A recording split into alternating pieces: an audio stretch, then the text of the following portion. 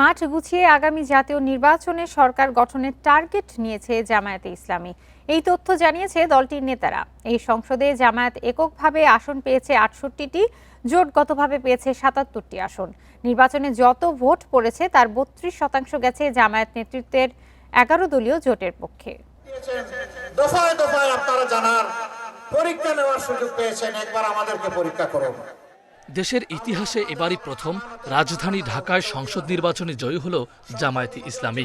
Vision QLED Google TV, where colors come alive. দলটির নেতৃত্বে ১১ দলীয় জোট ঢাকার ৭টি সহ দেশ জুড়ে নিশ্চিত করেছে ৭৭টি আসন। নির্বাচিত এমপিরা বলছেন, এত জনসমর্থন নিয়ে এর আগে কখনই সংসদে যায়নি দলটি। ২০০৮ সালে নবম জাতীয় সংসদে জামায়াত পেয়েছিল ২টি আসন। নির্বাচনে যত ভোট পড়েছে তার ৪.৬% গিয়েছিল তাদের ঝুলিতে। এবার তা বেড়ে হয়েছে ৩২%। সীমান্ত ঘেঁষা এলাকায়ও চমক দেখিয়েছে জামায়াত।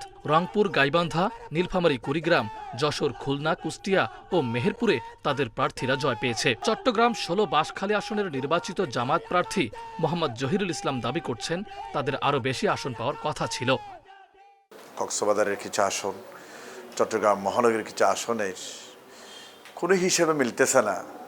আমাদের হেভিওয়েট প্রার্থী এবং মোস্ট গুরুত্বপূর্ণ প্রার্থী মাঠ দেড়ে ছিল, জিতে আসতে পারে নাই কেন, বিষয়টি অস্পষ্ট। এখন কার ইশারায়, কোন ইঙ্গিতে, কোন কালো টাকার নাকি অন্য কোনো ইঞ্জিনিয়ারিংয়ের কারণে সমস্যা হয়েছে, বিষয়টি এখন আমার কাছে স্পষ্ট নয়।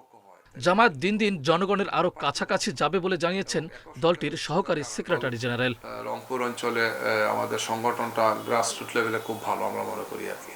আর এই সমস্ত অঞ্চলে সংগঠন ভালো, শক্তিশালী সংগঠন, তো তৃণমূল পর্যায়ে আমরা দেশে মনে হচ্ছে যে আমরা আসলে জনগণের পাশে আরও বেশি যাওয়া উচিত ছিল। এটাও নতুন একটা কারণ। আরও কিছু বিষয় আছে যেগুলো আমাদের পর্যালোচনায় বেরিয়ে আসবে আর কি। এনসিপিকে সঙ্গে নিয়ে জুলাই সনদ বাস্তবায়নে সরকারকে চাপে রাখতে চায় বলে জানিয়েছেন জামায়াতের নির্বাচিতরা। সেই প্ল্যান পরিকল্পনাকে আমাদেরকে পরাজিত করতে হবে। মাহফুজুর রহমান মিলন, ইন্ডিপেন্ডেন্ট নিউজ, ঢাকা।